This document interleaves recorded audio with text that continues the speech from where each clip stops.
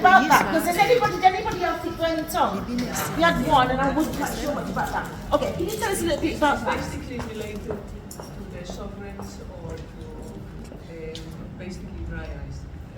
The tongue?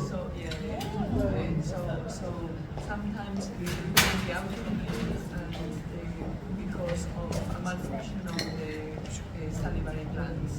Salivary glands. So doctor said it's related to the burning sensation, is related to the salivary glands and the eyes. But yes, but sometimes it isn't. So there is, for different women can be different, and in many times we don't know why. I suffer dry mouth as well. What's that got to do with it? Dry mouth. Yes. Very dry. Any other symptoms coming to light? Joint pain. Rickly nails. Rickly nails. Yeah, I have that. Joint pain. Yep. Anything else? Weight gain. Weight gain. Now it's really funny. Some people are gaining weight. Some people are losing. How many actually gain? You get both. All right. You gain. So when you gain, somebody else said they gain. Who's that? Yeah. Okay. Oh, so we've got 5 people. Most people gain. 5. Yeah. Most people are going to gain weight. What is it? Why is it that actually gain weight, doctor? And I'll come on to. Well, I'll come to Dr. Janet It's first. hormonal imbalance, as you say. It's estrogen. So if you're low in estrogen, your body makes those hormones. So if you're low in estrogens, it means that you're not able to build the body up at all. Yeah. So what can they do to not gain the weight? So Not eat the estrogen. sweets. No, you can do fasting. And no, if you're in the Christian world, then you do fasting. But the way we do fasting as Christian, it means that we're eating after. So you can do like a day fast. Start with juice fasting, green juices, water fast, and that can help to balance the hormones and balance the weight as So well. the fasting is good, and some Christians will fast, so that's naturally will do that. But the But then fasting, it's fasting and eating the right food. So we do a fast, and we go back to our carbohydrates, our sweets, our cakes. so 2 then things that they should eat Yeah. when they're fasting that will help. You got soups, you can have soups, you can do juices, you can do smoothies, yes. that can help, Juice, juices, and smoothies. Yeah. Wow, who likes that stuff? Well, listen, Dr. Janet and where's Tina? Tina can show you when you go to see them. They can show you how to make really nice dishes and juices and stuff like that. Okay, Also, we've got some juices in the fridge. ladies, So ladies. we can sample some juices that are in the fridge. Thank you so much. So Okay, you can get that one, please. We can sample some juices that are in the fridge the later fridge. on. So after this, That will help. Tina's going to get some of her juices and we'll all try them if that's okay. Ah, great, fantastic. Any other symptoms that came up? Maybe unusual ones this time. That might not be common. Stiffness and pain. Pain. Yeah. Pain where? Muscle. Muscle pain. That's very common. Yeah. Muscle pain. You said something else? Joint pain. Joint pain. Very common. So I thought heavy periods was a real symptom for me, and I don't know if anyone else experienced that. Yeah. During Every period. Heavy what period? Periods. very heavy. Okay, you were said yes, you experienced heavy periods as well. Yeah. From a young age? No, only during menopause. During menopause. Do you want to say a little bit about that? You said you had heavy periods as well. Just before my period stopped, heavy clots, massive clots. You could feel it just. Right. I'm coming to you, doctor, so get that one prepared before. You was not prepared as well. Heavy periods? heavy periods, and that was when your periods are sort of getting irregular and it's beginning to stop. You'd get like no periods for one, and when it does come, it would be heavy. Yeah. Wow. And also, I also experienced acne, Yes. and it was worse than when I was a teenager. And I thought, what's going on? Because I'd get spots, and then they dry up, and then another lot would come, and your face was just like to me like a dartboard or blackboard, you know. And it was That's horrible. real. That is so real. Yeah, So real. that was There's another one here. what I experienced Oh. as well. Thank you. And Christina? It's not on the list, but night sweats. Night So I sweats. don't get hot and cold, but while I'm sleeping, I'm just sweating. And when I wake up during the night, sometimes I have to change my night clothes. Yes. Because it's just, Yeah, yeah. people are nodding to that. Doctor, the night sweats. What do we what causes night sweats? So the night sweats is basically our body, as you well said. You know, we have a thermostat that there are mechanisms that will generate heat, and so when our temperature goes lower than that lower thermostat threshold, then we generate the heat. We get the hot flashes, the shivering, and then when the temperature goes above the higher threshold, then we basically have mechanisms to reduce our temperature, which usually is increasing the circulation to our skin, because our skin is a big surface, so you will get rid of, you radiate that and you lose that heat. Yeah. So during the menopause, because of the lack of estrogen, particularly, those limits, the upper and the lower, instead of being like that, they narrow. Yeah. So it takes less to basically go below the lower threshold, and you start to generate heat and so basically it's just changes in your brain with the decrease in estrogen that induces Thank that. you. We're going through a lot, aren't we, ladies? We're going through a lot. And don't you think it's something that we need to start telling, the youngsters about, at least, because there are very similarities between menstruation and period pain. Certainly, I've noticed it, my daughter and myself. We suffer from some of the similar symptoms. Mood swings, if you don't mind me saying. And irritability and, stuff like that. And they're all related. I know for me, as a youngster, nobody really told me about period. That's right. So I was getting my period every 2 weeks. Now what I know, I would have got something to balance my hormones and look at what I'm eating. But nobody told me that it's not normal for you to have every 2 weeks you get in period or having brown spots. Nobody told me anything like that. So I think for young people, they're going through this period and nobody's telling them this is not normal. My goodness. Absolutely, really important. So really pleased to have some youngsters here today. You're learning. Go ahead. Go ahead. Because as a woman, you see a period as normal, but you're not knowing that your cycle should be about 3 days, and that should be it, and then you have your normal cycle. So no one tells us that. It should go on for about 7 days, 10 days of having used all these clots. What does it mean? So nobody actually tells us. Doctor, in terms of, several days, I think most of us have periods for about 5 days. Sure, five? Yeah. I about 5, well, I 3 used to have days 5 fully, days. and then the last 2 days was just a little bit. Most of us had them for at least 5 days, but 3 days were full on. Should they go on longer than that?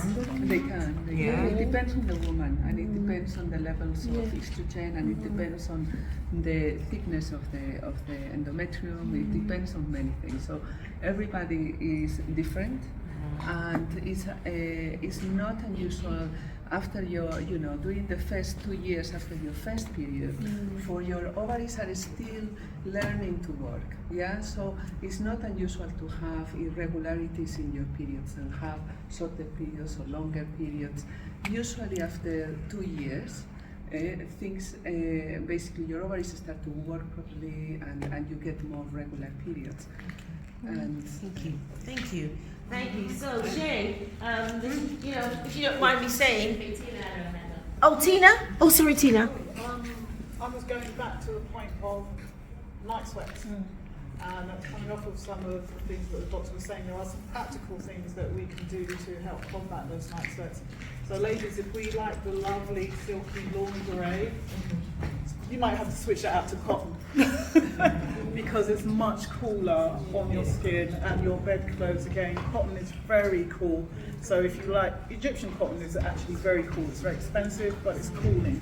Also, if you were to perhaps crack your window, that will bring the temperature of your room down and cool that environment as well. But there are some things that you can do with your food. So lovely sweets, but if we could perhaps cut out the sweets and the alcohol, because as the sweet foods, that will actually bring you into a negative sleeping pattern and raise your temperature also when you're sleeping. So there are lots of things, as the doctor said here, that could really help you in terms of your diet, what you're putting into your body, and actually your bedtime regime, your nighttime sleep pattern. That can really help also. Thank you. And then somebody else had their hand up. Who is it? Okay, I'll come back to you. Is it? Oh, Julia. Panic attack crossing the road. I'll stood at the side to cross the road, and then I just can't move, and I had to just wait until the car goes, and then wait again to cross.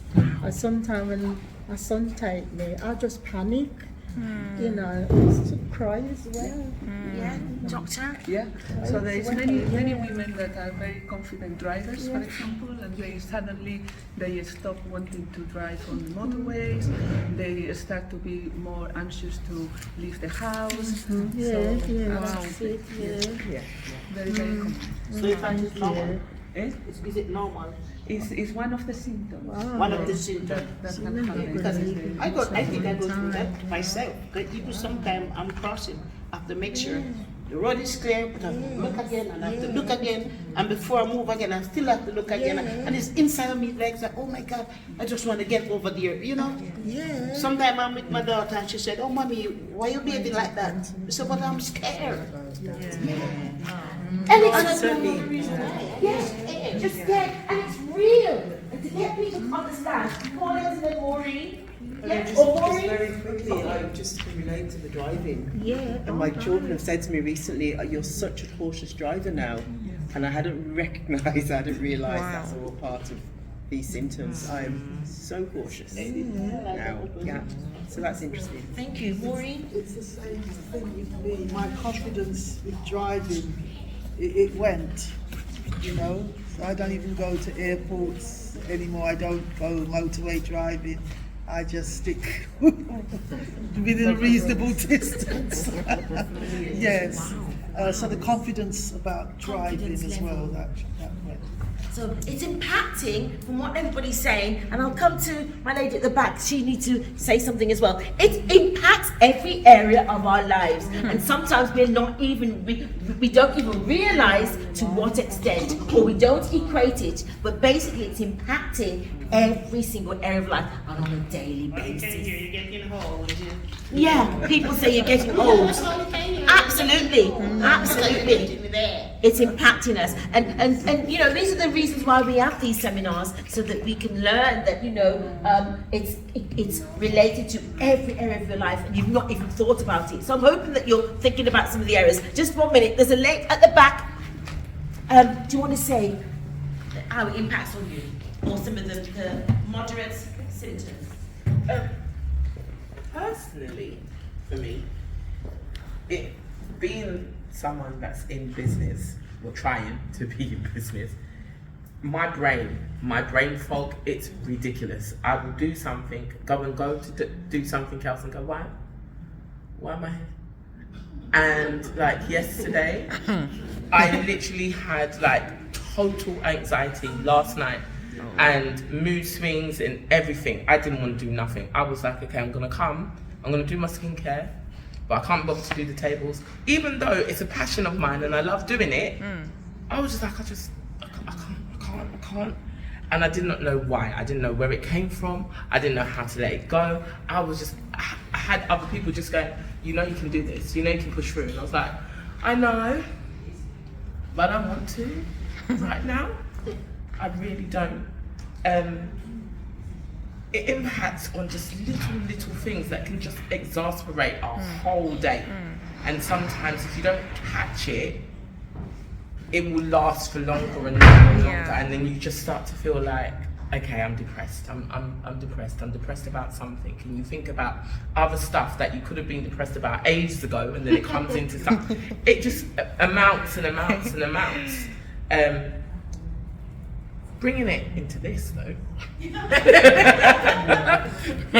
So with one of my skincare range, the vanilla and vitamin E souffle.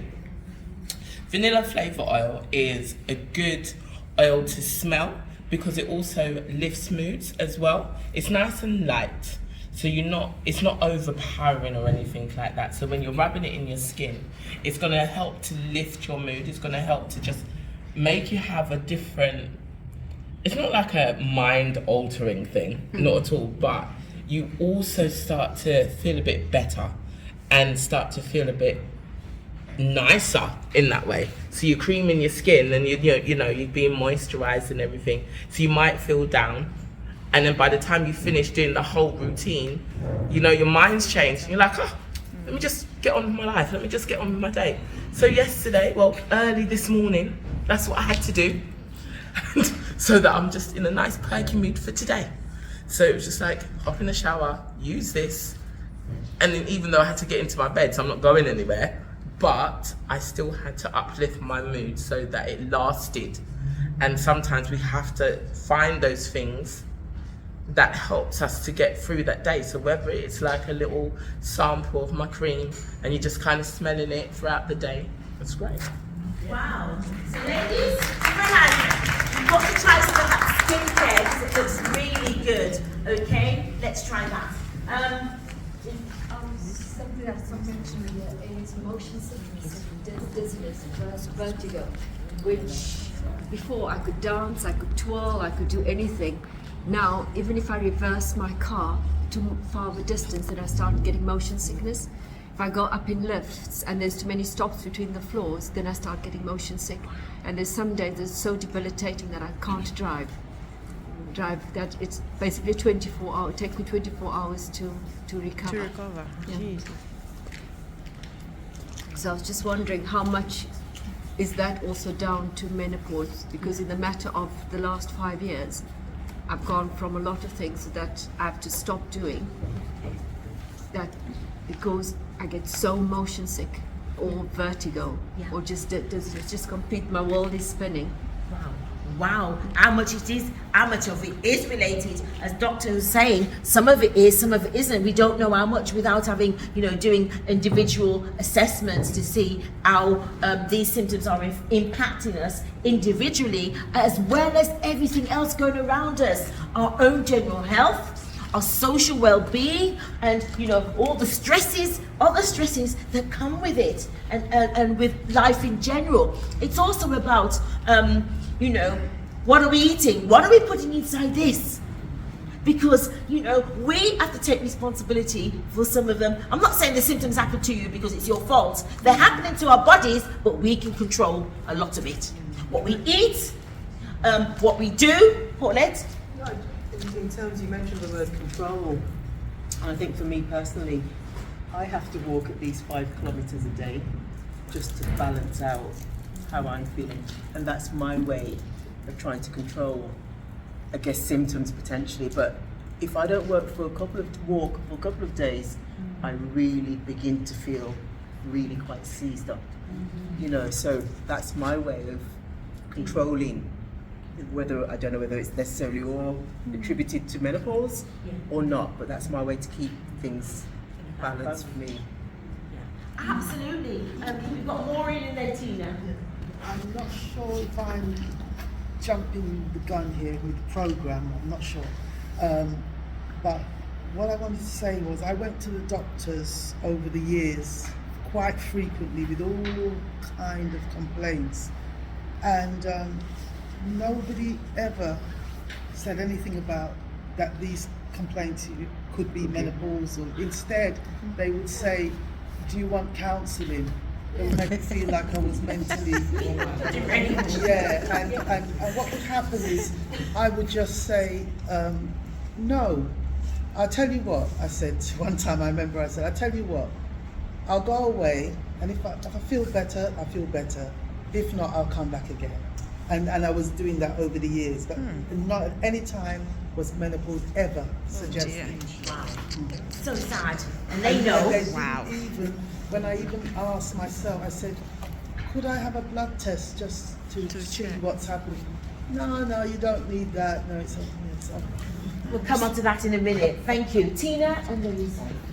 And then we do need to have lunch. So Tina, and then I think what I was going to say was coming off of what you were talking about earlier on and what you were saying. It's about self-care, ladies, and it's something that we don't seem to do very well. I agree. We look after our partners, our children, our parents, our everything, our businesses, and we fail to look after ourselves. So it's very important that if you do 5 kilometers a day, that you keep that up, because it's a way of clearing your mind as well as getting exercise. You're putting some weight on your joints, you're exercising yourself, you're getting fresh air, as fresh as it can be, and you know, you're practicing self-care by putting on those oils, impacting your olfactory gland, which actually takes in smells and lifts your moods. So we're looking at how we can better take care of ourselves, and you'll all have ways, things in your arsenals that help you to feel and even look better. So ladies, let's take care of ourselves. Absolutely. Thank you. And then we're going to break for lunch. Okay, and then we will come back. Thank you. Yeah, you notice I keep nodding and nodding with everybody's, and yes, and I relate with what my dear lady just said, that I gave up going to a doctor's surgery because I ended up asking for every test to be done. I've ticked almost everything on here. And and it's just last week that I visited a doctor's surgery that I met someone who mentioned, have you heard of menopause? And I'm like, and she checked my age and she's like, yes.